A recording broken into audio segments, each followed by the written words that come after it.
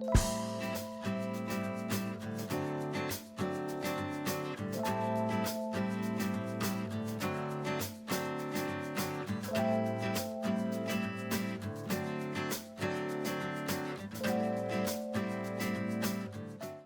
temps que les personnes arrivent, je vous propose qu'on démarre déjà sur la présentation des intervenants. Du coup, bonjour à toutes et à tous. Donc pour ce café visio sur comment adapter mon management en période de confinement. Forcément, alors ça va inclure sûrement des choses qu'on a pu voir sur d'autres cafés visio, notamment sur le thème du télétravail, mais forcément, puisque le management en télétravail, c'est aussi une spécificité. Donc voilà, n'hésitez pas, en tout cas, tout au long du café visio, à poser des questions, à intervenir. Et du coup, je vais laisser la parole à nos intervenants pour se présenter. Et on va commencer par l'entreprise, on va dire, témoin que l'on a choisie, la société Alsatis avec Antoine Roussel. Merci beaucoup, Jérémy. Donc, je suis Antoine Roussel. Je connais peu d'entre vous. Je suis ravi de participer aujourd'hui. Je vous souhaite tous la bienvenue, bien sûr. Un réveil en douceur. Je vais essayer de parler doucement parce que j'ai l'habitude de crier. Donc, je vais essayer d'être doux aujourd'hui. On va se réveiller gentiment. Écoutez, je suis le dirigeant, je suis l'honorable dirigeant, en tout cas j'espère, de la société Alsatis, que connaît d'ailleurs certains d'entre vous, pour avoir travaillé dans les territoires de l'Occitanie sur la résorption de l'aménagement des zones blanches et grises, de ce qu'on appelle la fracture numérique, qui est un sujet très à la mode jusqu'à aujourd'hui d'ailleurs. Voilà, donc Alsatis aujourd'hui est une PME consolidée, j'ose le dire, qui enregistre un chiffre d'affaires de 12 millions d'euros, avec 3 activités distinctes. L'aménagement numérique dont je viens de parler, qui est un peu la clé de voûte de notre culture et de notre activité technique. Et puis, bien sûr, les 2 pendants que sont les métiers de fournisseurs d'accès Internet, grand public d'une part et entreprise de l'autre. Voilà. Donc, on est une entreprise plutôt imbibée des nouvelles technologies, avec un effectif plutôt jeune, avec une valeur ajoutée intellectuelle importante, pas mal d'ingénieurs, de techniciens. Voilà. Et on existe depuis maintenant une quinzaine d'années. Encore une fois, je suis ravi d'être l'entreprise témoin, même si on n'est certainement pas la référence, mais on est plutôt agile et on l'a démontré dans cette période de Covid-19. Merci Antoine. Le premier intervenant aussi, pour ce café visio, c'est Amaury de Carmel, si je peux te présenter. Ouais, donc bonjour à tous, ravi aussi d'être là. Avec le petit mot d'Antoine, j'essaie d'avoir un débit plus calme également. Voilà, donc moi j'ai 50 ans, je suis toulousain, marié, 4 enfants. J'ai travaillé sur des postes commerciaux, management commercial et patron de business unit. Et depuis 10 ans, je fais de la formation continue sur les parties managériales, commerce et communication interpersonnelle, et également du coaching, coaching individuel et coaching collectif. Voilà, et je suis ravi d'avoir été sollicité par Digital 113. Et du coup, je passe la parole à Cyril. Et que je vais saisir au bon. Donc bonjour à tous, Cyril Salor. Donc, je suis le plus vieux des 3, 55 ans. Mais 55 ans d'expérience, bien sûr. Donc, moi, je suis professeur affilié à Montpellier Business School en stratégie et en management. Je suis également coach dans l'incubateur de Montpellier Business School. Et je n'ai pas que ça, on va dire que je fais ça depuis 2-3 ans. Et avant ça, j'ai un passé assez long de plusieurs dizaines d'années en management de business unit chez Dell, chez Alcatel, par exemple. Voilà, qui m'a mis un peu dans toutes ces situations-là. Donc, je vais essayer de vous faire profiter à la fois de mon expérience présente chez MBS et de mon expérience passée. Merci Cyril. Eh bien, du coup, je vous laisse, messieurs, démarrer ce café visio. Bien. Bah, écoutez, je crois que c'est moi qui démarre. Donc, comment adapter son management en période de confinement? C'est un sujet qui est sacrément complexe. Donc, il y a toute une partie autour de de la situation très anxiogène pour tout le monde. Moi, je voudrais la démarrer en reposant quelques basiques. C'est le rôle qui m'est assigné ici, quelques basiques en termes de théorie et de management. Alors, je vais enfoncer des portes ouvertes parce que vous connaissez ça par cœur, mais on va pouvoir derrière redécliner ça par rapport à la situation du moment. Je voulais déjà reposer quelques distinctions entre management et leadership, parce qu'aujourd'hui, dans nos organisations, ce sont des choses qu'on entend un peu à tout va, sans pour autant qu'on ait une vision toujours très claire de ce que regroupe le management et de ce que regroupe le leadership. C'est un point clé parce que dans cette situation aujourd'hui de confinement, évidemment, le télétravail se met en route, mais pas seulement. On est dans une situation multimodale. Il y a du présentiel dans certains cas, il y a du remote et du télétravail dans d'autres, il y a des gens en chômage partiel dans d'autres. Donc, on se retrouve avec des organisations qui sont finalement face à beaucoup de situations. Et plus que l'organisation, c'est le manager, c'est le référent hiérarchique de l'organisation qui, lui, se retrouve dans une situation qu'il n'a pas toujours l'habitude de manager. Donc, pour beaucoup, en fait, pour la littérature universitaire, le management est dédié à l'organisation. C'est un pouvoir qui est conféré par l'organisation, c'est un pouvoir hiérarchique. À partir du moment où on prend ce rôle de manager, on a une responsabilité et un pouvoir sur les gens qui sont dans nos équipes et pour lesquels on est référent. La principale fonction du manager, c'est la gestion des ressources, c'est l'allocation des ressources et le fait que l'organisation travaille et produise ce qu'elle doit produire dans on va dire, une approche efficace et efficiente. Donc, c'est en fait gérer toute la complexité de cette organisation et des différentes interactions qu'il peut y avoir dans cette organisation. Ça, c'est une partie, on va dire, très froide du management, c'est la partie très rationnelle. Et ensuite, on a le leadership. Le leadership n'est pas forcément, et vous le voyez dans vos organisations, n'est pas forcément hiérarchique. On peut être leader sans pour autant avoir une responsabilité hiérarchique sur une équipe ou sur les gens qui sont en dessous de nous et qu'on va mener. Ce qui est important, c'est de voir qu'aujourd'hui, effectivement, on s'attend à ce que les managers regroupent ces deux pôles, le leadership et le management, c'est-à-dire faire fonctionner l'organisation, mais aussi avoir la capacité de faire adhérer l'humain au changement et à la stratégie. C'est en cela que j'ai voulu démarrer par ce découpage, c'est que dans cette situation de confinement et donc de transformation quasi imposée, le manager a son rôle d'atteindre les objectifs, autant que faire se peut dans la situation.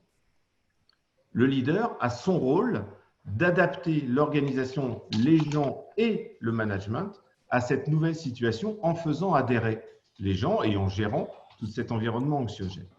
Ça, c'est le premier point que je voulais poser. Deuxième point, c'est lorsqu'on est dans cette situation-là et que inévitablement, on pense tous au télétravail, c'est-à-dire que dès qu'on est dans cette situation de confinement, un des moyens de continuer, c'est de passer en télétravail. Alors, pour certaines de vos organisations, c'est des choses qui existaient déjà. Pour d'autres, ce ne sont pas forcément des choses qui existaient déjà.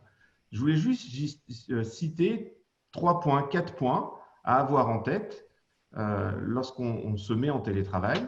Premièrement, c'est que le télétravail est très dépendant de la maturité et de la nature du travail du collaborateur et que dans ce cadre, le leadership doit s'adapter à cette situation. Deuxième point, c'est que ça impacte fortement les réseaux de communication de l'entreprise, que ce soit des réseaux de communication descendants, la stratégie vers les collaborateurs, montante, toute cette notion de feedback, et on sait bien qu'aujourd'hui, pour qu'un collaborateur se sente dans une organisation qui soit motivée et qu'il adhère, il a besoin de participer. Or, dans une logique d'explosion de l'organisation physique, eh bien, on coupe cette possibilité de contribution en dehors de la tâche qu'on a et de la responsabilité qu'on a à faire. On ne peut plus échanger comme ça à la volée.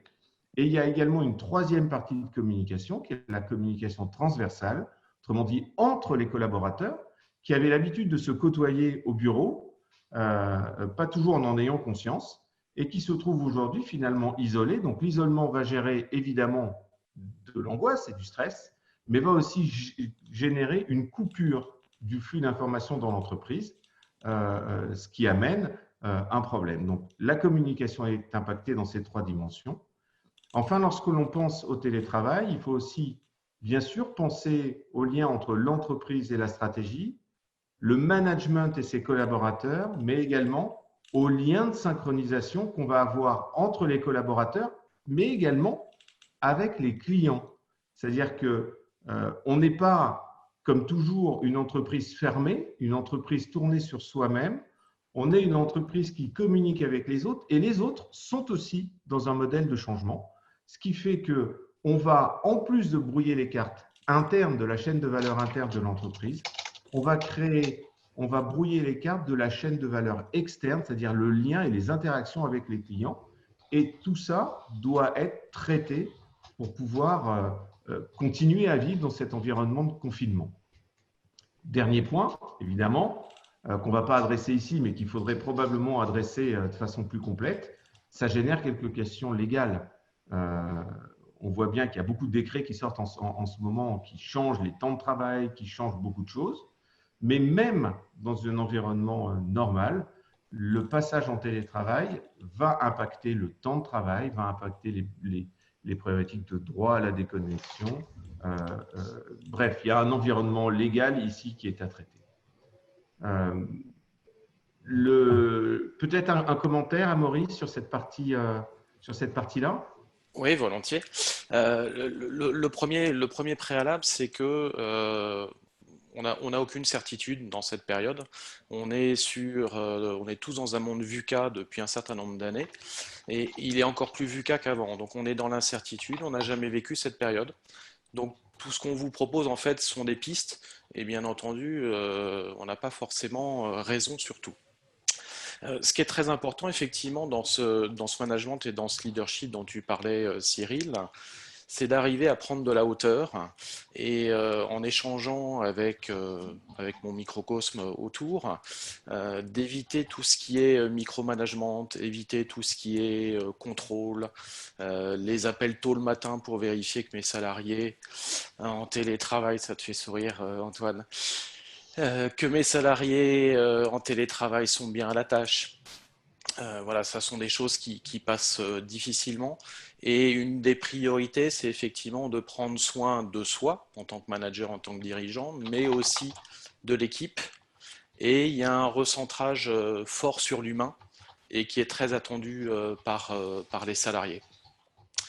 J'ai eu un exemple comme ça au bout de 3 jours de télétravail. J'échange avec un de mes contacts qui est DG dans une boîte toulousaine et qui me dit qu'il passe sa journée sur Zoom ou sur Teams ou sur d'autres supports comme ça, qu'il enchaîne les réunions les unes derrière les autres. Donc il y a un premier point d'équipe le matin, relativement tôt. Ensuite, il prend les uns les autres en individuel ou en binôme pour faire avancer les dossiers. Et finalement, il fait comme avant. Donc le business as usual, en cette période différente, voilà, c'est peut-être pas la meilleure façon. C'est un élément important que tu évoques parce que le leadership repose sur un élément qui est la confiance. C'est-à-dire que le leadership ne se décède pas, le leadership s'acquiert, ce sont les autres qui vous reconnaissent leader et pas on se nomme pas leader. Et dans cette logique, la confiance est extrêmement importante. Or, et c'est un point qu'on va adresser un peu rapidement après, c'est que pour qu'une organisation puisse s'adapter à cette logique de confinement, il va falloir que tout le monde change sa façon de travailler, et notamment le manager qui n'était pas forcément un manager leader jusqu'alors et qui n'avait pas établi ses liens de confiance avec ses collaborateurs et déléguer, gérer l'autonomie et accompagner la prise d'autonomie par ses collaborateurs. Ce qui le met à lui, avant même de mettre les collaborateurs en situation de stress, ça le met à lui en situation de stress parce qu'il a un sentiment de perte de contrôle et un sentiment d'inutilité. C'est-à-dire que quand un manager se retrouve confiné, il va se retrouver avec des périodes de blanc dans sa journée. C'est-à-dire qu'il avait l'habitude tout au long de sa journée d'être derrière le dos de ses collaborateurs, alors toujours avec bienveillance bien sûr, mais tantôt dans du coaching, tantôt à la cafette pour échanger des informations, tantôt pour travailler sur un dossier, tantôt pour débloquer un problème, donc toujours sur la brèche. Et en étant en télétravail, il va se retrouver avec des périodes où il n'a personne à manager. Il n'a personne à contrôler, il n'a personne à guider et il va se retrouver face à son écran et se dire ben finalement, quand on est en cette période-là, il y a des moments où je ne sers à rien, c'est-à-dire l'organisation fonctionne seule. Ce qui l'amène à lui également à se trouver dans une situation de stress et de doute par rapport à son utilité dans l'organisation. Et ça, c'est un élément que tu as évoqué par rapport à l'exemple que tu donnes. C'est exactement il continue à faire ce qu'il fait Mm. parce que le fait de ne pas le faire lui donne l'impression que son travail n'est pas complet. Donc, il y a une notion de changement aussi sur le manager qui doit s'opérer. Et une notion d'autonomie forte laissée aux salariés quand ils en ont la maturité.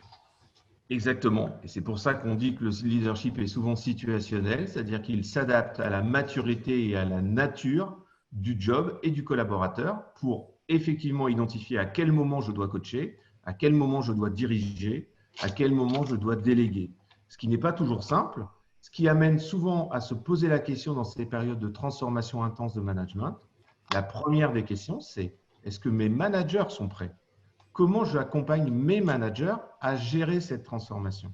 C'est vrai qu'ils portent une sacrée responsabilité. Antoine, tu pourras nous en parler probablement. Ils portent une sacrée responsabilité, ces managers. C'est-à-dire qu'on va se tourner vers eux toujours pour les chiffres. Et puis, on va se tourner vers eux aussi en disant, attention, les gens, les collaborateurs qui sont seuls, il faut toujours qu'ils soient près de l'entreprise, qu'ils adhèrent, qu'ils bossent aussi. Et le manager n'a jamais été formé à ça. Et donc, il se retrouve fort démuni. Donc, la première action, le premier conseil que je donnerais, c'est d'aider les managers en période de confinement à savoir à redéfinir leur position, leur positionnement avec le patron de l'entreprise ou leur propre manager dans le cadre de grosses organisations. Et là, le leadership du patron tout en haut est clé parce que c'est à lui d'identifier, là encore, qui est suffisamment mature pour pouvoir s'approprier cette nouvelle situation, qui ne l'est pas, comment l'accompagner de façon à ce que chaque niveau de management ne redescende pas le stress que lui-même vit. D'accord ? On sait bien que c'est un défaut des managers qu'on essaye toujours d'arrêter, mais quand un manager est stressé et qu'il a peur pour lui physiquement, qu'il a peur pour son job parce qu'il ne sait pas si l'entreprise va rester là et qu'il a peur pour ses collaborateurs, eh bien, il se met en situation de stress et ce stress va rejaillir sur l'intégralité de l'organisation. La première chose que je conseillerais, c'est de travailler sur le manager leader pour le rassurer, lui, et le mettre en situation de faire correctement cette transformation. Antoine, un avis par rapport à ça? Est-ce que tu le vis? Je ne vais pas dire que c'est passionnant, mais moi, c'est une matière que je manie tous les jours et j'avoue bien volontiers, puisqu'on est dans un grand moment de sincérité, sinon ça n'a aucun intérêt, que je suis toujours très méfiant des consultants.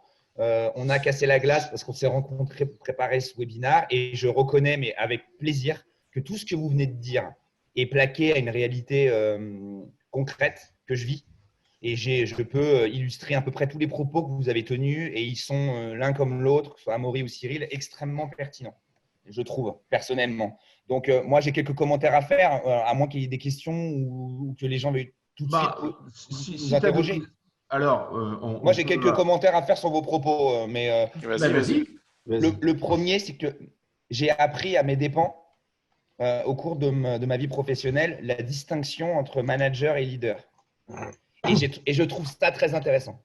Parce qu'au début, quand on m'a parlé de ça la première fois, je me suis demandé si on ne cherchait pas à couper des cheveux en quatre. Parce qu'en fait, Cyril, ce qui se passe, c'est que souvent, dans une petite structure, les deux fonctions sont totalement confondues. Et au début, on ne sait pas ce qu'on est vraiment. Et moi, un jour, c'est un de mes collaborateurs que j'adore, avec lequel malheureusement je ne travaille plus, mais on est resté amis, signe quand même d'un respect mutuel, qui m'a dit, Antoine, à ton avis, est-ce que tu es plus manager ou leader? Et c'était le moment même où j'étais en train de m'élever dans l'organisation Alsatis.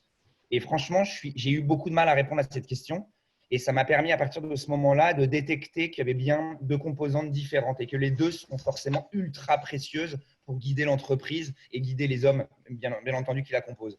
Donc ça, Cyril, c'est un point essentiel et chaque manager leader doit savoir en quelle proportion il est leader, dans quelle proportion il est manager dans l'organisation humaine qui est fixée pour bien faire son boulot et être juste. Parce qu'il ne faut évidemment pas chercher à être ce qu'on n'est pas. Moi, de temps en temps, j'ai voulu trop manager alors que j'avais plutôt un rôle de leader et de temps en temps, j'ai trop fait le leader alors que je devais manager. Et c'est très intéressant de s'observer autour de ces deux composantes puisque dans les petites entreprises, on est tous un peu des deux. Je peux apporter… je peux poser une question. Vas-y. Bien sûr. Je rejoins ce que dit Antoine. Donc moi, je suis Charles Bensoussan, je suis président d'une entreprise, on est une quarantaine, éditeurs et intégrateurs.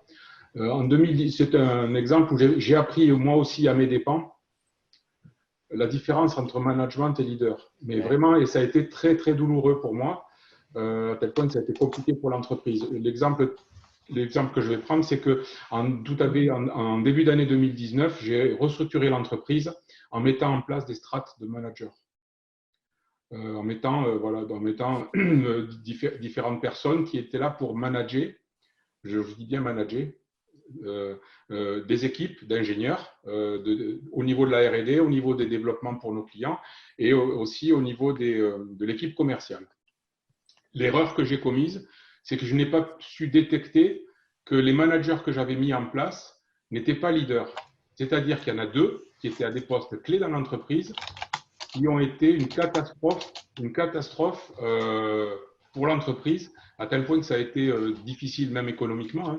J'ai mis pas mal de temps avant vraiment d'identifier d'où venait le problème. C'est que ces 2 personnes ne sont plus là dans l'entreprise, mais heureusement, n'avaient pas l'adhésion des collaborateurs. Ils faisaient pratiquement du management par la terreur, ou presque. Je schématise, il n'y avait pas la terreur vraiment, mais sans avoir la légitimité, sans démontrer la légitimité de ce que moi je leur demandais de faire pour développer l'entreprise.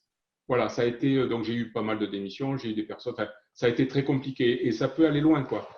Moi je l'ai vécu là et donc maintenant j'ai restructuré l'entreprise en prenant des managers qui ont aussi ce rôle de leader, qui font adhérer les équipes qu'ils pilotent, les personnes qu'ils pilotent, au travail et à la raison pour laquelle ils se lèvent tous les matins pour venir travailler. C'est très intéressant. Et le deuxième commentaire que je voudrais faire à ce stade, c'est sur la notion de confiance qui a été largement expliquée par Cyril et je trouve ça extrêmement intéressant de le dire. On l'oublie, j'enfonce évidemment une porte ouverte. On est tous dans un challenge social sans précédent. On le voit dans les foyers, il y a 30% d'augmentation de violence conjugale, c'est un truc de malade. C'est extrêmement difficile de vivre en face de l'autre. On ne sait presque pas le faire, on croit qu'on s'aime, mais au quotidien, on passe 8 à 12 heures dans des environnements étrangers et on vient derrière, on se retrouve pour le meilleur ou pour le pire sur des courts instants. Aujourd'hui, on est obligé de complètement réenchanter tout ça. C'est extrêmement compliqué pour certains, plus facile pour d'autres, mais la notion de confiance est totalement essentielle et Cyril l'a rappelé. Un passage à la dématérialisation fonctionne forcément mieux quand les gens se font confiance. Parce que si on commence, comme l'a dit Cyril, à triquer les gens ou à faire semblant de les appeler à 8h30 pour leur poser une question anodine, mais finalement pour filtrer, pour essayer de savoir s'ils seront déjà au boulot ou pas, on part déjà dans un état d'esprit qui est mauvais et qui ne va pas porter loin l'organisation dématérialisée. La notion de confiance est essentielle, bien entendu en présentiel, mais d'autant plus quand on est à distance, puisque l'autonomie des gens, par définition, est les plus importante, on ne les voit pas. Donc forcément, il faut décupler cet aspect de confiance. Et ça met ce challenge qu'on vit là permet justement de savoir quel niveau de confiance qu'on porte à ses collaborateurs directs et qui eux-mêmes portent à leurs collaborateurs directs. Et c'est très intéressant. Et ça permettra effectivement de resserrer les lignes derrière s'il y a des défaillances à ce niveau-là. La notion de confiance est fondamentale dans ce qu'on est en train de dire. Moi, c'est extrêmement juste tout ça, hein, et les exemples illustrent de façon claire. Quand on parle de confiance, il faut que la confiance soit dans les 2 sens. Hein. Ce n'est pas qu'une confiance descendante, je fais confiance à mes collaborateurs qui font eux-mêmes confiance aux leurs. Il y a aussi la notion inverse. Le collaborateur doit être capable de faire confiance à son manager pour savoir que l'organisation est sous contrôle, même si l'échange n'est pas là. Ce qui est important, et cette période de confinement va le montrer, c'est que finalement, une entreprise doit aujourd'hui, si elle veut s'adapter au mieux, je ne vais pas dire survivre, parce que il y a tellement d'autres choses pour survivre, mais pour s'adapter à cette situation, elle va devoir identifier son réseau de leaders internes. Parce qu'il va falloir maintenir la cohésion. Il va falloir maintenir la cohésion, maintenir l'envie, la motivation et faire baisser le stress pour faire monter l'envie. Et cette espèce de solidarité qu'on retrouve aujourd'hui dans la société doit se retrouver dans l'entreprise parce que l'entreprise, selon les dernières théories, évidemment, est un élément de société. C'est une société à part entière.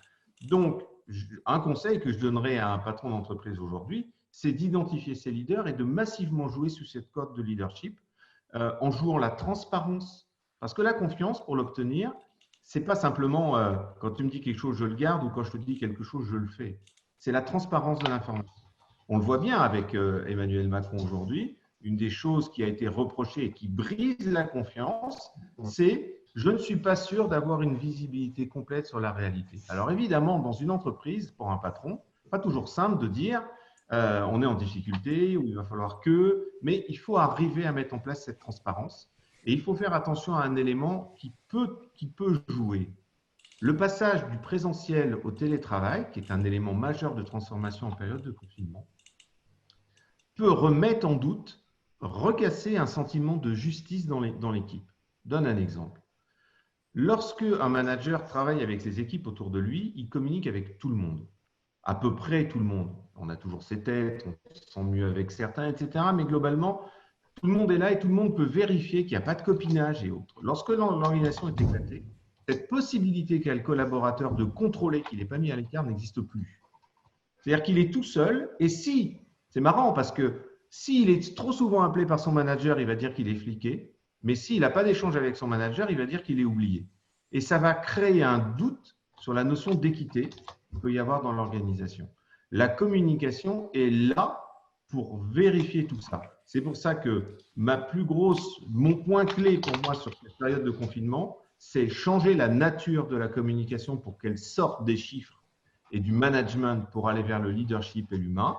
Évidemment, il ne s'agit pas d'être caricatural et d'arrêter un côté pour ne faire que l'autre, mais on doit balancer un peu plus, c'est-à-dire que les gens qui sont très managers, on va essayer de les faire ressortir. Et puis, de vérifier, c'est un bon moyen de vérifier aussi si cette culture d'entreprise qui devrait préexister à cette période de confinement existe véritablement ou pas, parce que les gens vont pouvoir s'y accrocher ou alors ils ne peuvent pas s'y accrocher. C'est aussi un bon moyen pour l'organisation de lancer quelques diagnostics pour l'avenir. Moi, je voulais rebondir sur le point justement du lien et sur la partie de se sentir exclu. Il y a effectivement, avec ce télétravail qui n'est pas choisi, et d'ailleurs sur lesquels beaucoup de dirigeants ont lutté pour ne pas le mettre en place. Donc demain, qu'est-ce qu'on fera de ça? On pourra difficilement ne pas se poser cette question. Donc il y a un risque en fait dans ce télétravail de se sentir exclu. Et donc effectivement, il y a un curseur à trouver entre j'appelle trop, j'appelle pas assez, et aussi entre je fais quel outil je vais utiliser. Est-ce que je fais que du téléphone? Si je fais que du téléphone, je ne vais pas percevoir le non-verbal de mon collaborateur, sentir qu'il y a un coup de mou. Il va aussi falloir aller plus sur de l'humain. C'est-à-dire que être uniquement sur où est-ce que tu en es sur tel dossier, telle mission, on va plutôt privilégier des missions que des tâches, et ne pas se soucier de l'humain et vraiment mettre de l'humanité, mais de l'humanité sincère, c'est pas tu vas bien, c'est plutôt comment vas-tu, et laisser un moment effectivement pour voir si que le collaborateur puisse s'exprimer. C'est assez étonnant de voir que cette distance, moi j'ai pas mal de retours là-dessus, cette distance, pour un certain nombre de cas, entraîne des communications qui sont beaucoup plus profondes, beaucoup plus humaines, beaucoup plus sincères entre des dirigeants et leurs managers ou des managers et leurs équipes. Alors c'est lié à chaque personne, hein, donc le manager, il faut aussi qu'il trouve le curseur global, mais le curseur par rapport à qui est chacun. Est-ce que c'est quelqu'un qui est beaucoup dans l'interaction ou peu dans l'interaction? Je voulais aussi donner un exemple, c'est que il semble relativement raisonnable avec des personnes qui sont en télétravail d'avoir au minimum un contact journalier. Mais ceux qui sont en chômage partiel, on fait quoi? Je les appelle pas. J'ai l'exemple d'un patron d'une boîte dans le TP qui, au début, avait mis tout le monde en chômage partiel puisqu'arrêt des chantiers et n'appelait personne. Et finalement, il a décidé d'appeler l'ensemble de ses salariés, mais juste pour prendre des nouvelles d'eux et de leurs proches. Et ça a été très bien vécu. Et autre chose aussi, de donner aussi, autant que possible, un peu de visibilité dans la communication. Où en est l'entreprise? Alors on a de l'incertitude, mais il y a un certain nombre de faits qu'on peut donner. Voilà, on en est où en termes de chiffre d'affaires? On a fait des demandes de prêts garantis par l'État. On a fait les demandes de chômage partiel. Voilà, tous ces faits vont permettre de rassurer parce qu'on est beaucoup dans un côté émotionnel et mettre des faits, ça va permettre de poser un peu des éléments et d'éviter que toutes ces personnes cogitent. Et toutes ces personnes qui sont en télétravail, dans un contexte familial, couple, comme tu le disais Antoine, qui n'est pas forcément simple, mais aussi qui cogitent, le fait d'amener des faits, d'amener de la vision, va permettre de les rassurer. On est loin d'être parfait sur le sujet. Ce qu'on a fait, et ce qui est très réglementaire, et ce qui, à mon avis, est le minimum. Nous, on est à peu près 50 dans la boîte. Donc, j'ai fait une communication officielle et plutôt formelle au début des événements, au moment de l'annonce du confinement, où on avait fait une réunion de crise pour tout de suite définir l'organisation de transition qu'on allait mettre en place. Donc, à 50, c'est plus facile de peigner les missions de chacun et de faire du cas par cas et de sortir au bout de 2 heures avec une feuille de route à peu près claire. Quand on est 300, c'est tout de suite un peu plus compliqué, il y a un peu plus d'inertie, même si le principe est le même. Donc, j'ai fait une première communication globale en disant aux gens on a des événements extérieurs sans précédent qui sont en train de se passer. On est prêt à réagir, on y réfléchit déjà, et voilà l'organisation qu'on essaye de mettre en place ou qu'on souhaite mettre en place avec votre accord, bien sûr. Donc, il y a quelque chose d'assez dynamique, de positif et d'assez interactif pour que les gens puissent réfléchir avec nous aussi aux solutions. Et ils ont été moteurs. Ils ont été moteurs parce qu'ils sont jeunes, parce qu'ils aiment leur boîte et parce que justement, les leaders ont fait leur travail pour leur expliquer où on allait et pourquoi on allait devoir passer par ce tunnel pour mieux se réinventer derrière. Et ensuite, j'ai maintenu une communication tous les 15 jours sur l'alias de l'ensemble des salariés, en essayant d'être relativement clair dans ma communication, pas trop long, pas trop formel, en disant voilà, on vous aime encore, bravo pour votre agilité et vos efforts, quelle que soit la position que vous ayez aujourd'hui, chômage partiel, garde d'enfants ou travailleurs, vous contribuez aux difficultés qu'on vit actuellement et on va passer ensemble ce cap pour pouvoir se retrouver dans de bonnes conditions, tous ensemble, de nouveau à la rentrée. Et voilà le message qui est passé jusqu'à milieu de la crise. Et là, on est en train de basculer sur la deuxième partie, où on va faire une communication un peu plus positive, de reprise de travail, puisqu'on a enfin une date butoir. Voilà comment on a communiqué. Je parle de ma communication et pas de celle des managers vis-à-vis de leurs ressources. Je parle de la communication institutionnelle de l'entreprise. C'est un exemple. Les exemples sont toujours bienvenus pour illustrer les choses. On est revenu sur Amaury, tu as reparlé de donner de l'information et de la transparence sur les chiffres, etc. C'est important parce que, on l'a vu, c'est ce qui va permettre de confirmer la confiance que le collaborateur a dans l'organisation et plus encore. Moi, je trouve qu'il y a beaucoup de choses qui vont se jouer pendant cette période pour les directeurs d'entreprise et les directeurs de business unit ou les managers. Ils vont renforcer leur leadership ou ils vont se discréditer aux yeux de leurs collaborateurs. Soit ils arrivent à prendre cette communication, cette position de leader. C'est-à-dire ce que cherchent les gens aujourd'hui, là, dans l'organisation, ce n'est pas des managers capables de faire du reporting de chiffres et d'expliquer quel est le bon plan stratégique ou la bonne campagne marketing à lancer pour être dans la meilleure situation pour redémarrer lorsque le confinement sera terminé. C'est de savoir qui va les aider à passer convenablement en termes de santé, en termes d'émotionnel, cette période. Et il y a fort à gagner ou à perdre en termes de leadership. Franchement, dans une organisation, c'est le conseil que je donnerais au patron de l'entreprise, c'est ayez une communication, même si ce n'est pas votre habitude, véritablement différenciée.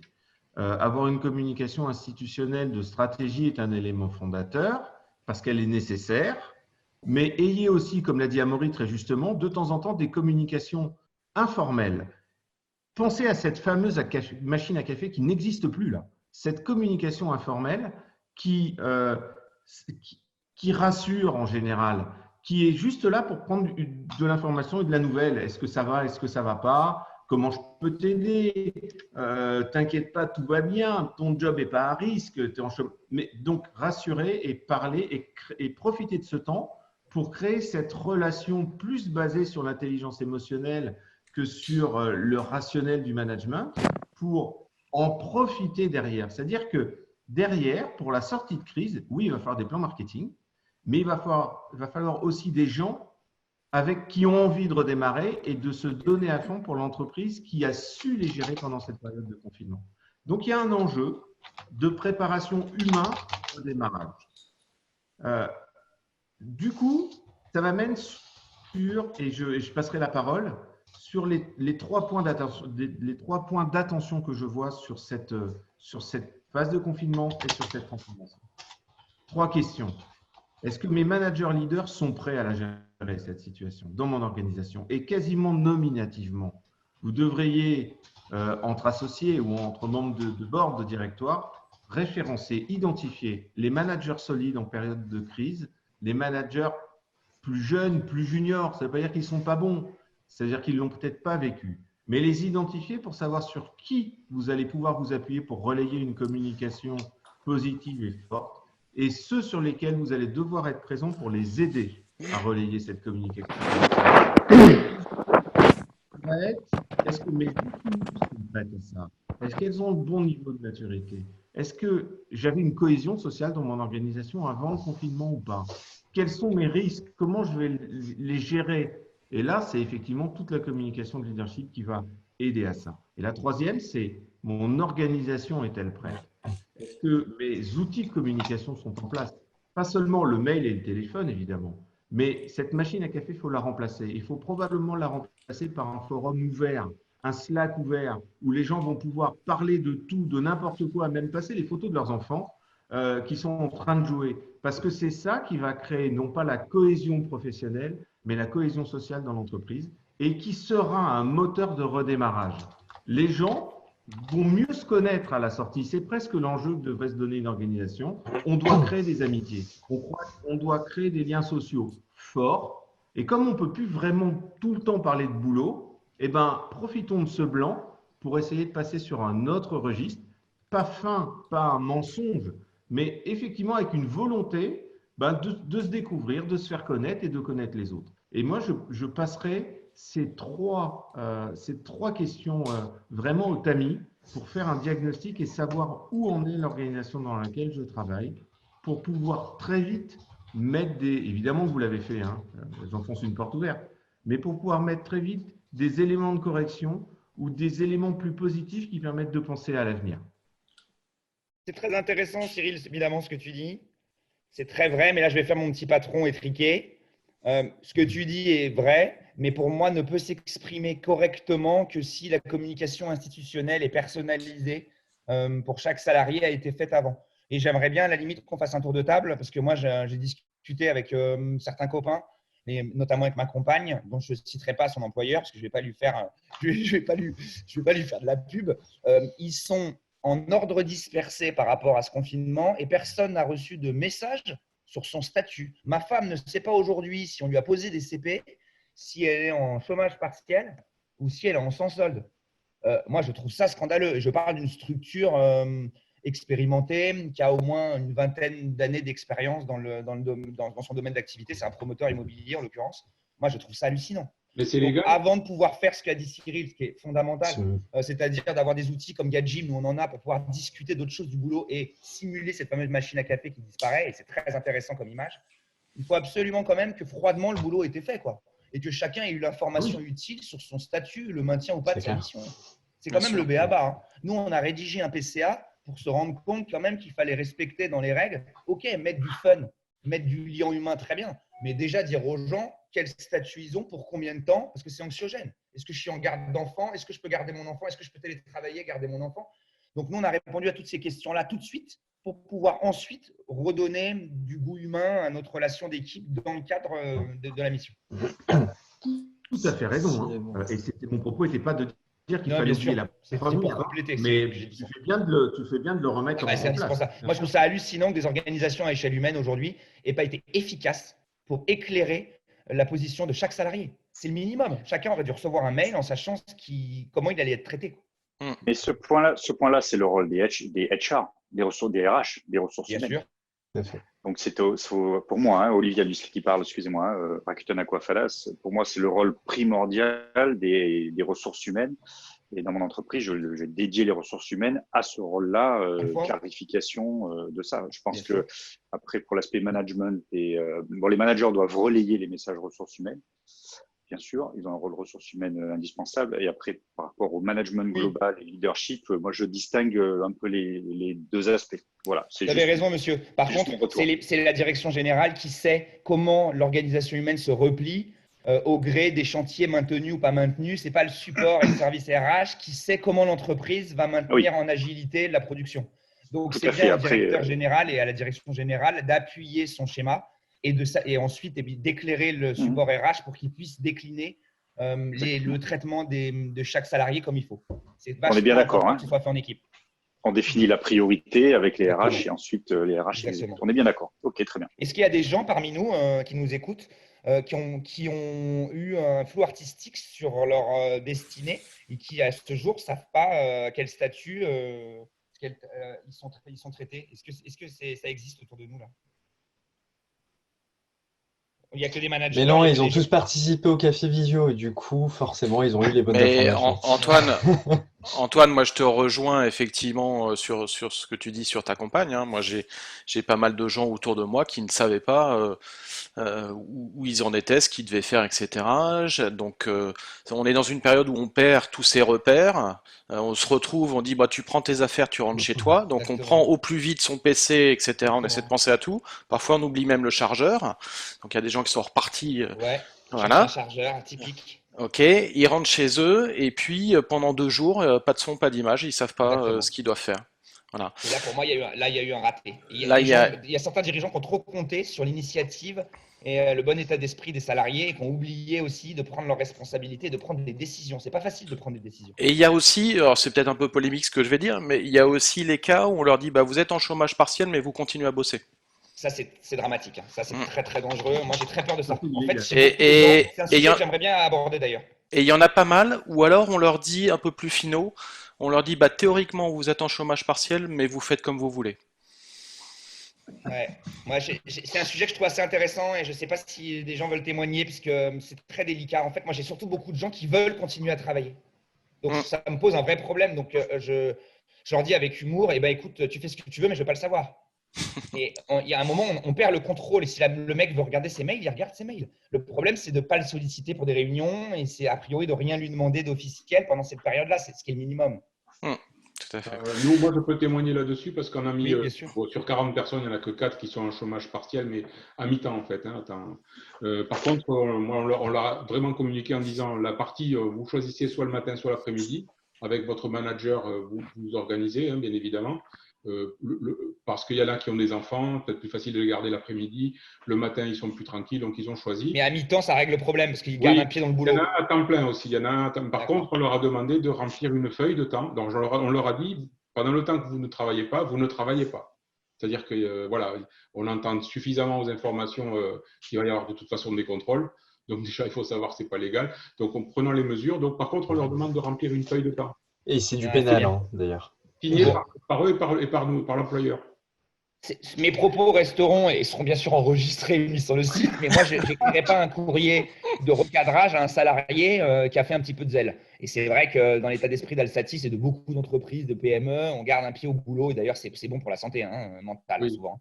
Mais effectivement, c'est un sujet délicat et je n'aime pas du tout cette culture de négrier qui consisterait à dire on va utiliser le pognon de l'État qui est bien en difficulté et de toute façon, on va payer pendant les 10 prochaines années cette espèce de dette qu'on est en train de constituer. Et l'État, c'est nous. Il y a aussi un devoir de responsabilité très important en tant que jeune dirigeant, jeune entreprise plutôt ou petite entreprise, c'est de ne pas abuser des dispositifs mis en place par l'État parce que c'est le meilleur moyen qu'ils existent. D'ailleurs, ça me fait penser que dans les discussions qu'on a eues à Maury ensemble en préparation du Café Visio, on parlait de la gestion des émotions, puisque là, clairement, gérer ces émotions de je ne vais pas travailler, je me suis confronté à une incompréhension, etc. Je sais que c'est quelque chose que tu connais bien comme sujet. Tout à fait. Donc tout à l'heure, Cyril a évoqué l'intelligence émotionnelle.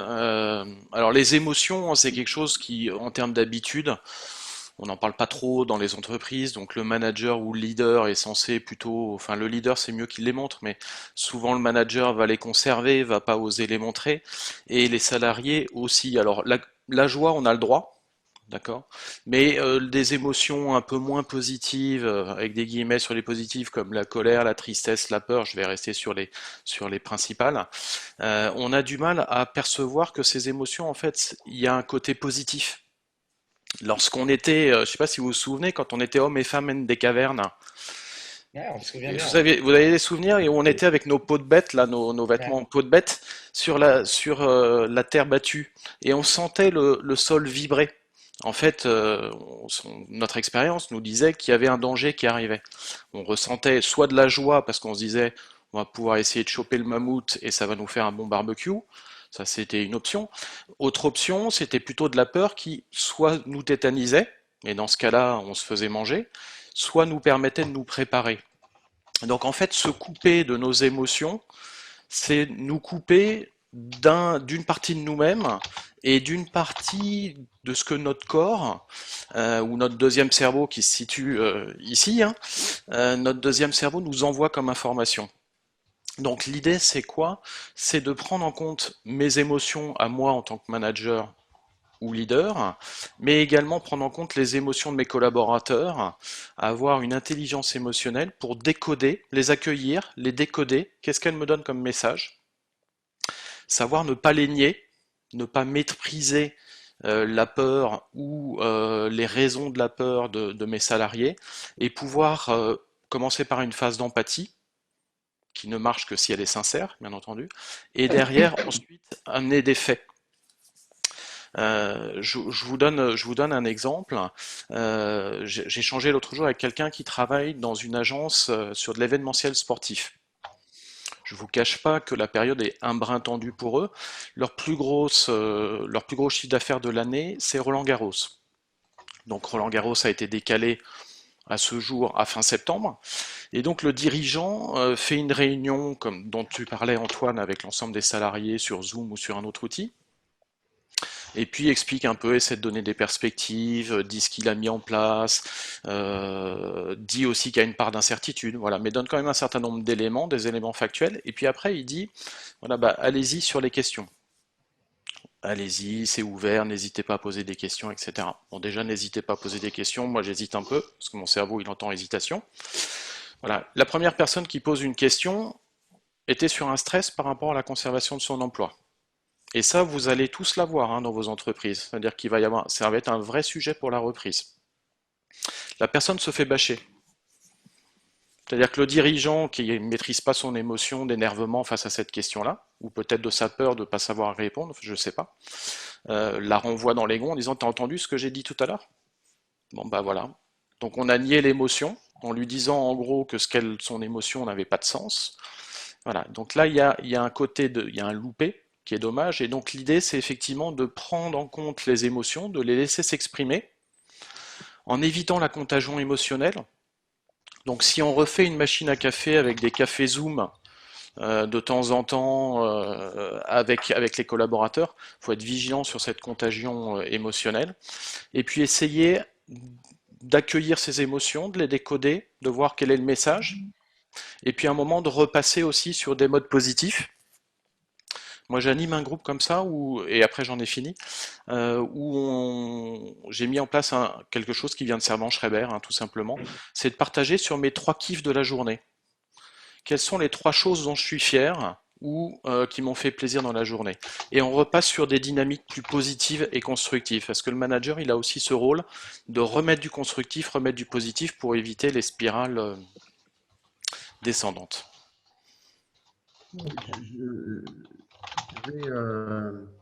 C'est intéressant, mais je mettrais toujours une limite. C'est-à-dire qu'on considère que le manager est toujours capable de faire tout ça.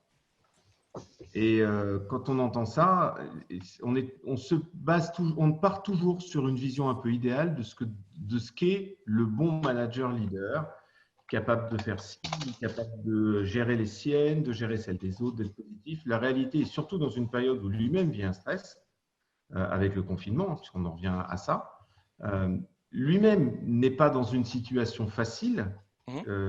Regarde, Antoine, il a son chien avec lui dans son bureau. Il a réussi à le gérer. Mais du coup, ça lui fait un doudou. Ça lui fait un doudou. Mais je l'avais déjà à l'entreprise, ça ne change rien. Voilà, donc c'est quelque chose de compliqué. Maintenant, l'émotion se prend toujours au compte parce que, et c'est un autre élément qu'il faudrait peut-être avoir en tête. On sait tous que dans les phases de prise de décision, la décision rationnelle n'existe pas. D'accord ? Je ne vais pas refaire les théories de la décision, mais l'intuition se base sur l'émotion et l'expérience. la décision en rationalité limitée se base aussi sur l'émotion. Or, les émotions de chaque décideur vont changer. Elles sont impactées par l'environnement. Ça veut dire que potentiellement, vous allez, en tant que dirigeant, prendre des décisions que vous allez regretter dans 2 mois lorsque vous serez hors des confinements. Prenez acte que ce que vous ressentez change par rapport à ce que vous avez l'habitude de ressentir et à l'habitude de traiter. Et donc, du coup, vos décisions vont être impactées. D'autant plus qu'une grande partie des décisions en mode d'intuition se prennent sur la base de l'expérience. Or, aucun de nous n'a vécu cette situation. Ça veut dire que l'expérience ici n'existe pas. Donc, on va prendre des décisions, puisque en gros, on dit que 60% des décisions sont prises sur la base de l'intuition en entreprise. Ça veut dire que globalement, 60% des décisions qui vont… On te perd un peu, Cyril. prises en Cyril, tu nous entends? entreprise sont basées sur une expérience qui n'existe pas des gens qui prennent la décision, la prise de recul. Alors, Oui, bien entendu, hein, le manager n'est pas un surhomme. Par contre, il peut juste prendre le temps de se dire, voilà, qu'est-ce que je ressens? Et en fait, alors moi, je suis relativement spécialiste là-dessus parce que pendant une quarantaine d'années, je me suis coupé là. C'est-à-dire que j'étais très très mental et mes émotions, je m'en occupais pas. Voilà, donc on peut tous en fait juste prendre le temps de dire voilà, qu'est-ce que je ressens face à cette situation et du coup, qu'est-ce que me disent mes émotions et ce que je voulais faire ressortir comme point, c'est qu'en fait, les émotions nous donnent de l'information et sont des choses positives, même si ce sont des émotions étiquetées négatives. Et donc l'idée, c'est de les décoder, d'arriver à les gérer. Il y a plein de gens qui se mettent à refaire du sport, faites des choses qui vous font plaisir, un peu pour ceux qui sont branchés, méditation, yoga, etc. Ou ça peut être plein d'autres choses. Prendre le temps de les décoder, de les analyser. Et par rapport à ce que Cyril vient de dire sur les questions de décision, en fait, notre cerveau aujourd'hui est beaucoup sous stress, donc du coup, va moins être dans le rationnel, moins être dans de la décision factuelle, et du coup, on a un risque de monter des biais cognitifs. Et je vous en donne juste 2. Le premier, c'est un biais de confirmation, c'est-à-dire que j'ai un a priori, je vais écouter que les faits ou les arguments qui vont dans ce sens-là. Tout ce qui pourrait contredire ce que je pense, je le mets de côté. Le deuxième, ce sont des effets qu'on voit en ce moment très très fortement, c'est ce qu'on appelle l'effet Dunning-Kruger, c'est-à-dire que les hyper spécialistes se mettent à douter, et au contraire, les gens qui connaissent pas grand-chose ont des certitudes. Si vous regardez les débats sur la chloroquine, les débats sur les masques, sur la réouverture des écoles, etc., il y a plein de gens qui s'expriment, qui n'ont pas forcément… moi, je me tais sur ces sujets-là parce que j'y connais rien. Voilà. Bon. Ce que je veux dire par là, c'est que dans la façon de décider par rapport à ce que tu disais, Cyril, ça peut être intéressant de mettre en place une règle du jeu qui est on challenge nos décisions. On est OK pour que, entre managers, entre dirigeants, on se dise OK, ta décision, elle repose sur quoi? Et c'est OK, c'est un mode de fonctionnement parce qu'on sait qu'on risque de prendre des décisions. Tu disais qu'on va regretter demain. C'est possible, effectivement. Ben, on essaie de les fiabiliser au maximum en étant sur de la codécision ou en tout cas sur du challenge sur ces décisions. Réduire le risque, hein, absolument, puisque comme j'ai vu que ma connexion était instable, la décision se prend massivement sur l'intuition. L'intuition se base sur l'expérience et l'émotion. Pas de chance, l'expérience en situation de confinement, personne n'en a. Et l'émotion est fortement modifiée par rapport au stress que vivent les managers. Il y a donc, et je te rejoins là-dedans, besoin de changer les modes de prise de décision. Sinon, il y aura des décisions dont on se demandera pourquoi on les a prises lorsque tout sera revenu sur quelque chose de normal. Et vous avez des conseils sur ces changements de mode de décision ou des expériences? Je pense que c'est un sujet, je pense, de manager très intéressant. Habituellement, il y a un mode de décision. Plutôt au début du webinaire, vous n'étiez pas encore arrivé, je crois. Mais on va en reparler si vous voulez. Alors, ok, ben je reprendrai les webinaires alors. Non, je vous en prie, mais Cyril va vous en retoucher 2 mots. Je crois que c'est lui qui s'est exprimé. Il n'y a pas de souci, je veux je veux pas faire répéter les choses. Je reprendrai le webinaire. Non, il y a aucun problème. De toutes les façons, on n'a pas passé énormément de temps là-dessus. Non. Moi, je crois que la première chose, et je rejoindrai le conseil d'Amaury là-dessus, c'est d'éviter les décisions que l'on prend seul et se demander si à chaque fois la décision qu'on prend est une décision intuitive. Si c'est une décision intuitive qui n'est pas basée un minimum sur la collégialité et le partage et un minimum de rationnel, puisqu'on sait que le rationnel pur n'existe pas, il est impossible, eh bien, je mettrai en doute par définition ma décision et j'attendrai avant de la mettre en action, d'être passé au crible du collégial et du rationnel. Sinon, les décisions vont se prendre eh bien, en fonction de l'heure dans la journée ou en fonction de ce qu'on a entendu à la télé en termes d'incertitude et non plus en termes de risque ou de management du risque. Moi, comme ça, je dirais la chose à mettre en place simplement, c'est de définir un groupe de 3-4 personnes dont on sait qu'elles gardent la tête froide, qu'elles ont beaucoup d'expérience, c'est-à-dire la juniorité dans ces situations n'est pas forcément une bonne chose, beaucoup d'expérience, qui ont vécu d'autres situations de crise, pour à chaque fois sur les décisions stratégiques et importantes, prendre le temps avec ce groupe de checker, de récupérer les informations et de les passer dans un mode de décision plus rationnel que d'intuition. Moi, je voudrais apporter un témoignage supplémentaire qui est très complémentaire, hein, qui ne se veut pas du tout contradictoire à ce qui vient d'être dit et qui, encore une fois, émane de mon expérience personnelle.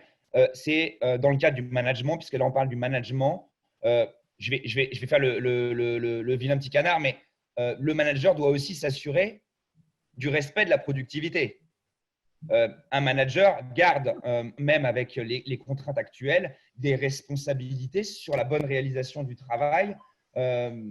Donc, une fois qu'il a donné les moyens au collaborateur, une fois que le collaborateur a compris comment sa fonction avait évolué et quels en étaient le nouveau périmètre, le niveau d'exigence du manager doit rester haut. Voilà. Ça, c'est mon conseil. Et c'est très important. Et ça, c'est très partagé avec mon équipe de direction. C'est qu'on peut aimer les gens tout en étant très exigeant. Et c'est d'ailleurs un peu un mode de fonctionnement très à la mode, très en vogue chez Alstatis. Et je le dis souvent aux nouveaux collaborateurs qui sont entrants, je leur dis, vous rentrez dans une petite famille, on va vous aimer. On va vous aimer sans aucun doute. Par contre, en amour, on peut être vache, mais on peut surtout être exigeant. Hein, l'amour, c'est intense. Donc, on va être exigeant vis-à-vis de vous. Et pour moi, mon conseil pratique, c'est bien entendu, et c'est très important, ça a déjà été dit, de remplacer la machine à café comme on peut en maintenant cette bienveillance, cet affect dans nos relations humaines au quotidien, dans nos organisations, déportées. Par contre, garder aussi, par ailleurs, le niveau d'exigence. Et le salarié en a besoin. Parce que comme ça, il comprend que sa mission reste importante et il comprend qu'on continue de compter sur lui pour réaliser son travail dans les conditions dans lesquelles il le fait. Donc, le manager doit manifester le niveau d'exigence et pas oublier de le faire dans tout ce qu'il doit penser, bien entendu, pour équilibrer la mission du collaborateur. Les 29, si des entreprises, si des personnes présentes veulent aussi s'exprimer sur cette période en termes de management, c'est le moment. Moi, j'ai juste une question. Bonjour, je suis Aurore de Spécialiste Wanted. Alors, c'est une question pour Amaury. J'ai pas eu le temps de… Enfin, vous, j'ai pas entendu. Tu parlais des biais cognitifs et notamment, tu sais, la différence entre les hyperspécialistes qui commencent à douter. Comment est-ce que tu appelles ce biais? Il s'appelle Dunning-Kruger. Ok, merci, c'est tout. Je t'en prie. Et on le voit à fond en ce moment, hein, sur tous les débats. Je trouve que c'est très intéressant. Sur les réseaux sociaux. Hein. C'est Kruger, pardon. D-U-2-N-I-N-G-Kruger. K-R-U-G-E-R. D'accord. J'avais proposé de donner, j'ai fait un doc, je donnerai à Jérémy qui fera passer et c'est dedans. Merci. Comme d'habitude, on aura des mails de remerciements avec le compte-rendu. Bonjour. Oui, bonjour Frédéric. Je suis Frédéric Darol du Once Connection. On est une boîte d'architecture et sécurité de réseau à Toulouse. On est une quinzaine. Et ce qui ressort le plus, je suis commercial, moi, je ne suis pas manager. Ce qui ressort le plus, c'est ce que met en place mon patron, c'est une relation de confiance. Mais la relation de confiance, on l'avait avant d'être confiné, si vous voulez. Donc, du coup, ça continue et ce n'est basé que sur ça. en fait, pour moi en tout cas, la relation de confiance est très importante. Il la maintient. Moi, j'ai des devoirs aussi. Il ne faut pas oublier qu'on a quand même des devoirs, même quand on travaille pour quelqu'un. On n'a pas que des droits, on a aussi des devoirs. Voilà. C'est juste ça. Très bon témoignage. Voilà. Merci. Merci. Ouais. Très bon témoignage. Merci. Essentiel. Je ne sais pas si des personnes veulent s'exprimer avant qu'on termine. Moi, je voudrais vous dire quelque chose de positif dans tout ça, parce qu'il faudra en retirer des choses positives. Moi, personnellement, et je pense que c'est le cas pour un certain nombre de mes collaborateurs, j'ai déjà fait un peu un tour, ça permet tout simplement de se confirmer qu'on aime les autres. Moi, la situation que je vis aujourd'hui, elle me fait souffrir puisque, comme l'a dit Cyril au début, dans ma fonction de manager général, j'occupe beaucoup mes journées de choses essentielles, mais aussi de futilité. Et la futilité, c'est aussi la vie. Et elle est très importante dans l'entreprise. Et on revient toujours à ce concept de machine à café et d'interaction spontanée dans l'entreprise qui sont essentielles. On est des êtres humains, on n'est pas des robots, on n'est pas des machines. Et moi, aujourd'hui, à distance comme ça, avec toute la souffrance que ça génère, je me dis une chose positive, c'est que je me dis putain, les autres me manquent. Donc, ça veut dire que je ne me suis pas trompé de métier et que je suis au bon endroit et que je dois continuer comme ça. Et ça, c'est vrai. Hein, il faut bien se consoler à quelque chose, se rattacher à quelque chose. Voilà, moi, ce sera ma conclusion. C'est que ça m'a permis de me confirmer que j'aimais les autres, que j'aimais mon boulot et que j'avais qu'une seule envie, c'était de les revoir. Alors, peut-être avec des nouvelles habitudes de travail, mais avec toujours ce sentiment qui est confirmé qu'on a envie de s'aimer, de se faire confiance et de travailler ensemble. Voilà. Merci, Antoine. Petit mot de conclusion dans le même sens que ce que dit Antoine, c'est sûr que imaginez qu'on va reprendre toutes les activités comme avant sans faire un bilan, je pense que c'est pas la meilleure solution. Et donc il y a plein de choses, il y a sûrement des pépites à extraire et des choses à modifier sur la posture du manager, du dirigeant, il y a des révélations. Moi j'ai des gens autour de moi qui me disent j'ai des salariés, certains qui sont super engagés et je m'attendais pas à ce que ce soit ceux-là. Voilà, donc il y a plein de choses positives qui vont en sortir et on est éminemment dans quelque chose d'humain parce que je lisais ce matin l'histoire de la grippe de Hong Kong en 1968. Elle est arrivée chez nous en fin 69, début 70. On a eu 35 000 morts et on a continué à bosser comme si de rien n'était. Donc là, on a pris la décision de privilégier l'humain par rapport à l'économique et donc c'est un vrai changement de société. Et donc, il est logique que derrière, on en fasse quelque chose à la sortie pour un monde. Et beaucoup l'auront oublié, Amaury, d'ici 6 mois. Et Bien quand sûr. le monde capitaliste impitoyable reprendra le dessus, on sera loin de ce niveau de solidarité actuel et de ce qu'on se dit. Donc, il ne faudra pas s'oublier. Il faudra surtout. Le devoir de mémoire. Oui, et de consolider juste à la sortie, d'extraire les pépites, dont celle-là. Après, si je peux me permettre, l'idée générale, quand on est employé, c'est quand même de sauver sa structure, de sauver sa boîte. Donc, c'est de l'investissement autant que si on était dans un travail normal. Voilà. Bénéfice partagé. Je pense, si on ne s'engage pas, on perd la confiance. Ça revient à la confiance, au devoir et ce qu'on doit faire. Enfin, si on veut sauver son entreprise, il faut s'engager. Sinon, tout à fait. On plie les gaules et on va jouer au golf. Envoyez-moi un CV, Frédéric. Et il aime sa boîte. Ouais, non, bien sûr, j'aime ma boîte. Je reconnais que vraiment, il faut s'engager pour sauver les meubles, quoi, parce que ça risque d'être dur. Je risque d'être au chômage, je ne sais pas encore fait, mais voilà. Donc, si je ne m'engage pas, si les autres ne s'engagent pas avec moi, on ne va pas y arriver. C'est un travail. Tout à fait. C'est un match de rugby. Hein. Il y a 80 minutes à faire et il faut aller au bout. Quoi. Et il y a la troisième mi-temps. Comme pour le confinement, on le dit, hein, le confinement, c'est un marathon. Là, on en est au premier mois terminé. Il faut qu'on ait notre second souffle. Comme dans les marathons, je pense que pour l'entreprise, c'est exactement la même chose. Il faut vraiment voir ça comme un marathon, tenir le coup tant que la situation est difficile, tenir le coup après le confinement pour maintenir son entreprise et la faire vite remonter. Et tous les salariés doivent être acteurs de ça, clairement. C'est sûr. Bon, merci pour ce mot de la fin. On va clôturer parce qu'il est déjà 9h36. Merci à nos intervenants. Merci beaucoup, donc Cyril, Amaury, Antoine, et merci Antoine pour ce témoignage. Demain matin, le Café Visio, comme d'habitude, 8h30, 9h30. Le thème sera les réseaux sociaux, stratégie d'influence, comment adapter sa communication en temps de crise, pendant la crise. Donc, nous espérons vous y voir nombreux encore. Et merci à tous, merci et bonne journée. Merci. Merci. Bonne journée. Au Merci à revoir. vous. Au revoir. Au revoir. Au revoir.